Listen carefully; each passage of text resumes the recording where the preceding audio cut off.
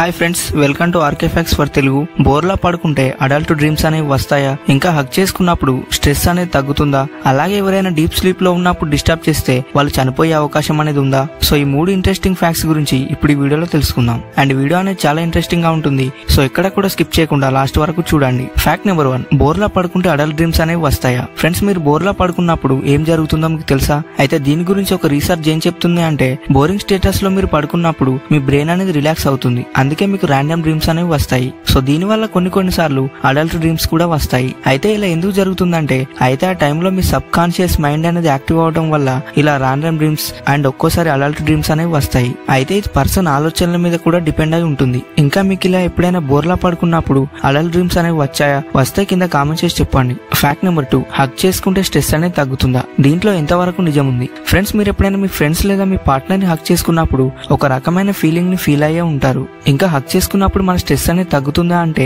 100% తగ్గుతుంది. ఎందుకంటే సైన్స్ చెప్పేదాని ప్రకారం హగ్ చేసుకున్నప్పుడు మనలో ఆక్సిటోసిన్ అనే హార్మోన్ రిలీజ్ అవుతుంది. అయితే ఈ హార్మోన్ రిలీజ్ అయినప్పుడు మనలో ఉండే స్ట్రెస్ ని 10 to 15% తగ్గిస్తుంది. అండ్ ఇది మన బాడీని కామ్ చేస్తుంది. ఇంకా హగ్ చేసుకున్న ఇద్దరు పర్సన్స్ మధ్య బాండింగ్ ని పెంచుతుంది.